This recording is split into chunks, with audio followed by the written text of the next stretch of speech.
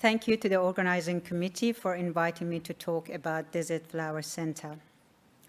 South Australia is a very fitting location for this centre, as its floral emblem is the stirred desert pea. Of all Australia's floral diversity, why was a desert flower chosen? Because in the harshest environment, we are thrilled when a flower of such beauty blossoms and thrives.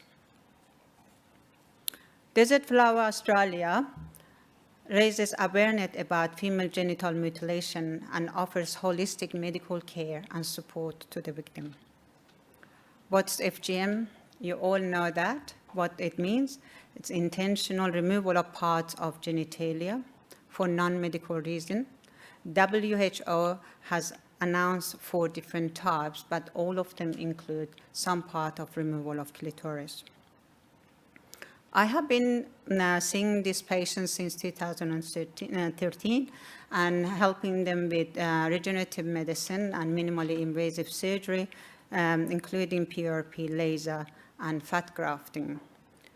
And in this one, you can see the preoperative, intraoperative, and postoperative reversal of FGM.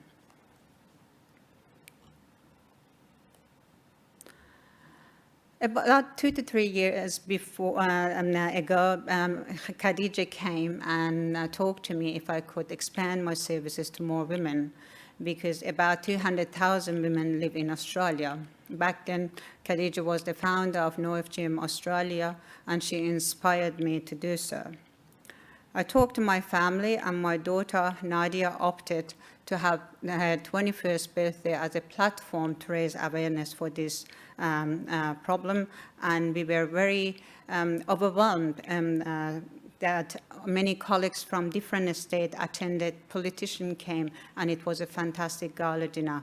And we decided with Dr. Tran Nguyen, who was my fellow back then, to go to Germany and visit Desert Flower Center over there, and also meet the CEO of the Desert Flower Foundation in Austria.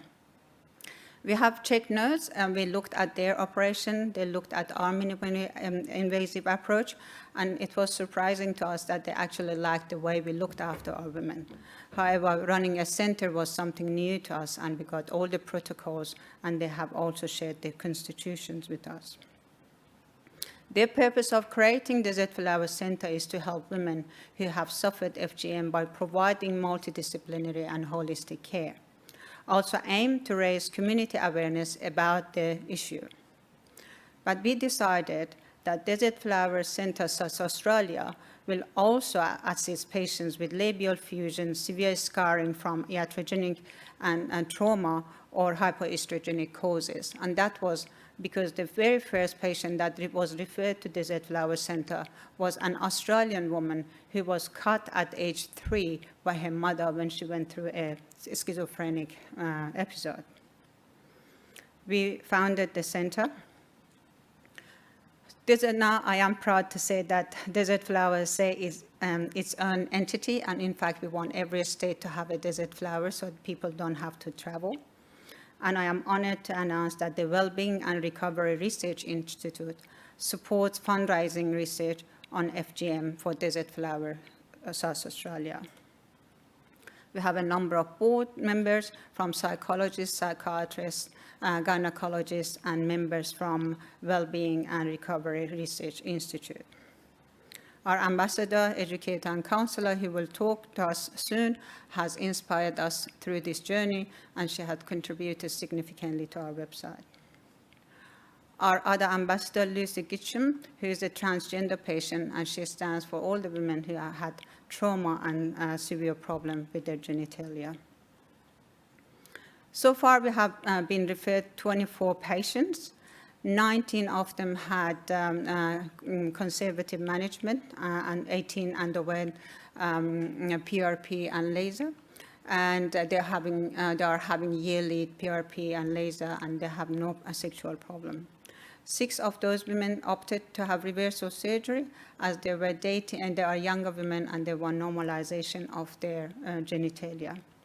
Interestingly, 5 of those women had other gynecological issues, and when they discussed the issues with us, 4 of them wanted to be restitched because they had gone through vaginal birth and they wanted to go back to where they were, and of course this is illegal. I just want to take a quick moment to thank my mentors. Without their help and their encouragement, we would never go beyond their comfort zone. It's easy to do something, but it is more important who is behind you when you are doing innovative work. And also, I want to finish the talk with this quotation from Rumi: "With love, one can transform thorns into flowers." Thank you.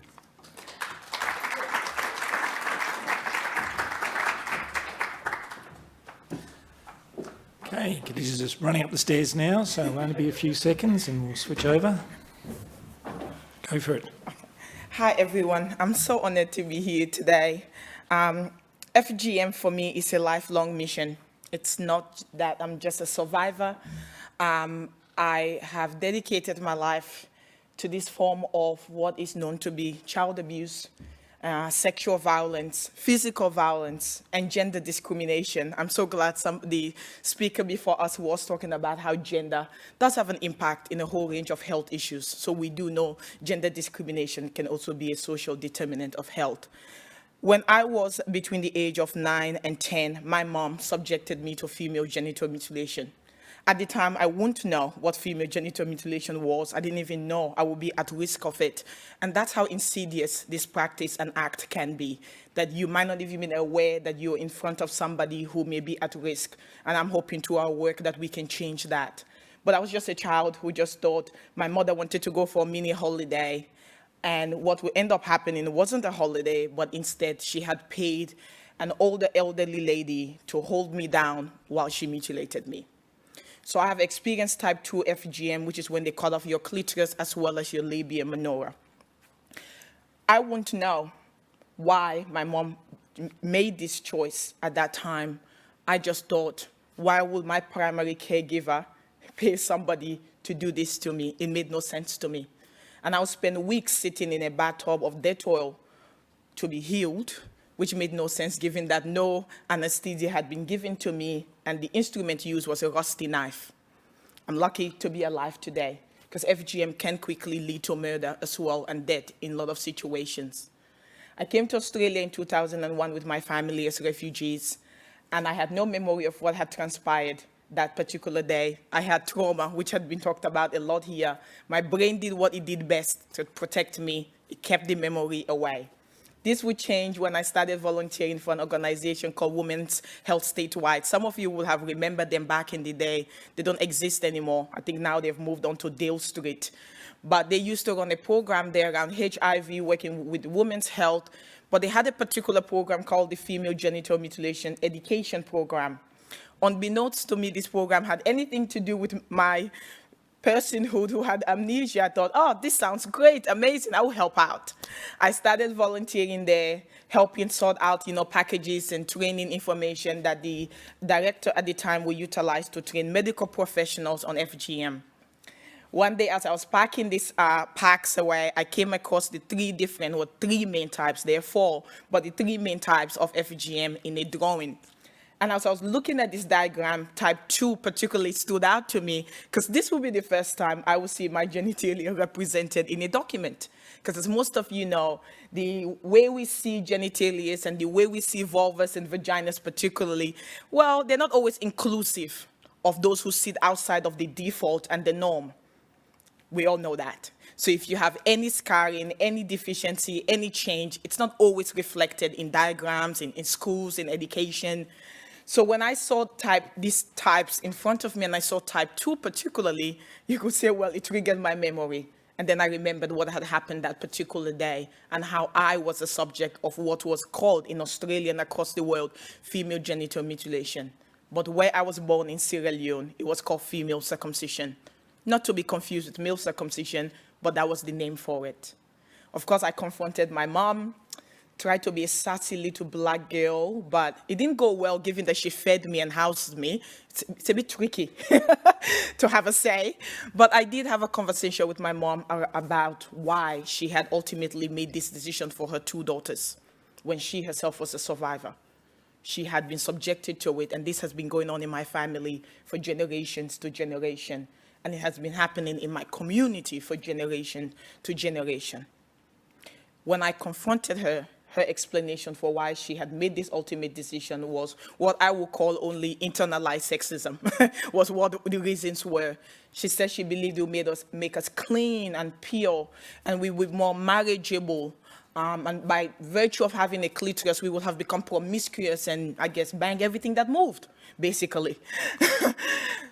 No scientific facts to back any of these arguments, but those were the reasons given, and those were the reasons that this act, that is such a brutal form of childhood abuse, takes place. Reasons that are not valid as far as I'm concerned, and definitely not valid in the medical world, as we all know. But I'll go on at the age of 13 to look at my mom in the eye, and this is the person who feeds me, let's remember that, and say to her, it ends with me. Because to me, I ultimately made the decision that no more little Khadijas should be created. This is an act that needed to be stopped. Just like years ago, we had food binding, and communities and people worked hard to stop such an act. FGM needs to have the same. And it's sad that we live in a world where we have 200 million across the world survivors. But in South Australia, or in Australia specifically, we have 200,000. And I'm one of those 200,000 survivors. So somehow in your line of work, you will come across women like me. When I first started experiencing the symptoms associated with FGM, I had no idea they were related to FGM. I sought so much medical treatment, nobody could figure out what was wrong with me. I had chronic pelvic pain. As I was listening to all the other presentations, I have to say I felt like I was being validated in my own experiences. But I had chronic pelvic pain, I had chronic pain, I had nerve pain, I had periods that lasted for more than 7 days, and I would be admitted at the emergency for most of my periods because your normal painkillers did not help me. I would be on the floor for those 7 days in pain, barely able to walk or talk. So an ambulance will be called, and I'll be taken to the hospital, and they'll give me morphine drips, send me back home with endone, and it will be repeated the next month again. I constantly had UTIs that could not be explained by anything. That was my life. And to be honest with you, I thought that is how I would live for the rest of my life. All the presentations I made to the hospital, nobody ever asked me if I had FGM. And numerous ultrasounds were done. I was even checked for endometriosis. A simple question, and this is what I say in all my training to medical professionals, in your history taking, if you could just ask, have you had any alterations where you cut as a child? What a difference that could have made instead of spending 6 years running around like a headless chook with no solutions and nobody able to tell me why I had all the symptoms I had. But with Desert Flowers Center, we can change that. With the work we're doing, we will change that. We don't have to have many Khadijas running around like headless chooks, being tested for everything under the sun, when a simple question, a simple understanding of the demographic that are impacted by FGM could change that potentially. So when I started my journey, I was a survivor who was just trying to educate the Australian community around FGM to make sure that Australian medical professionals particularly could provide culturally appropriate care and treatment to women like myself. But it's broadened from that to ensuring that we protect the 11 girls a day who are at risk of FGM in Australia. And yes, you heard me right, 11 girls a day are at risk of being subjected to FGM. Just 2 years ago, a study done with pediatricians in Australia found that they were seeing babies as young as 4 months old with injuries consistent with FGM. 4 months old babies were being cut within Australia or being taken overseas for the purpose of having FGM. We have had 3 successful prosecutions already, and that's big. But guess what? I want to live in a world where we don't wait until a child is cut and we create women like myself who have to live with the health consequences and their lifelong health consequences of FGM. I want to prevent the act from happening in the first place. So as we think about Desert Flowers, we think of recovery and what it means to go from survivor to victory, or to move from that stage of, okay, this has happened to me. How do I ensure that it doesn't happen to someone else. My call of action to you this afternoon is to say, please work with us at the Desert Flower Center in collaborating in any form possible so we can ensure that we are providing, I guess, access to proper health care but support to those 200,000 women who, I think, hopefully when the borders open, trust me, I think we will be inundated with women coming from interstate as well to seek our services. FGM is a form of child abuse. It's gender-based violence, it's discrimination, and it happens right here in Australia. And I want to live in a world where every woman who has experienced FGM, no matter who they go to see, is able to get that treatment and support that she deserves. Because access to proper health care is a human right. And I would like for all of you to join us in fighting for that right as well. Thank you.